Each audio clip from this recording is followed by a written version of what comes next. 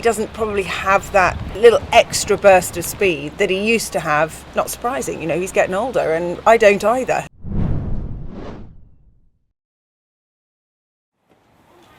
I think we always said for this season it was going to be a race by race basis. So each year prior to that, we would always sort of look, right, the Stayers is in March. We'll sort of, the programme of the races is the same that makes sense for him to run in. But we'd always be looking to March. This year, it's been very much, if he shows his enthusiasm and he runs as well as he has over the years, that we would be hoping we might get to the Stayers.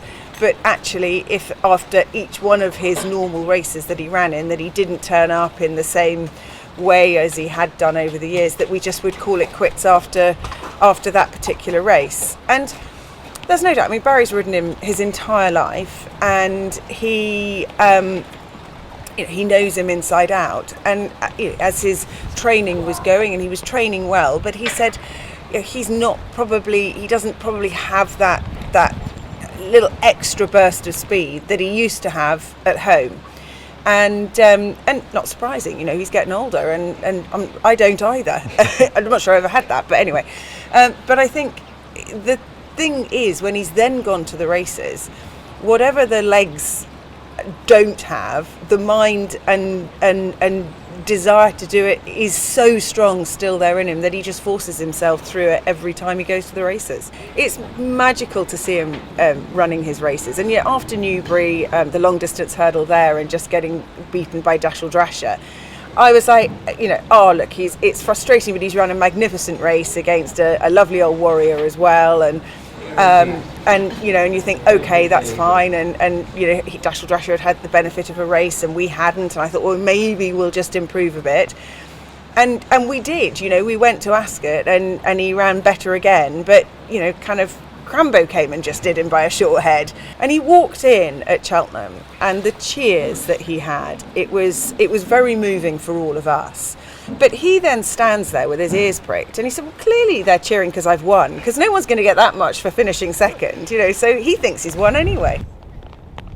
I have no expectation for Paisley, because he puts me through the ringer continually as to what he's going to do, and no one knows but Paisley. There have been so many years that I've gone to Cheltenham sort of feeling we're going to win, or not we're going to win, but that sort of feeling of expecting a great run, and then it's a great run but not quite good enough.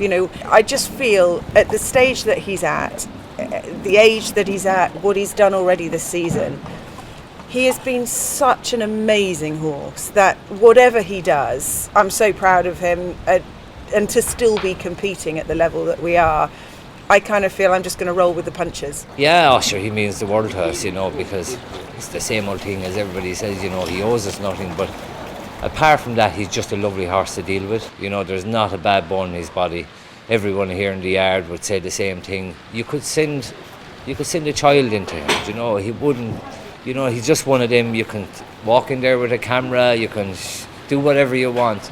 He doesn't mind. If he won the Stayers hurdle, what would your reaction be? There's nothing he can do probably that would surprise me anymore, because, if he did go and win another Stayers, I'd just go, that's Paisley. Look, the main thing is he gets there in one piece and he comes home in one piece, and he owes us nothing, and as I say, the thing about him is he enjoys it.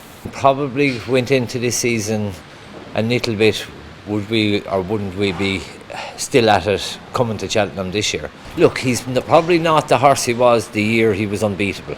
That year he was just phenomenal, and he was phenomenal, and every time we went up on the downs and done a bit of work, I would come back thinking, he's gone really well, and he just kept improving.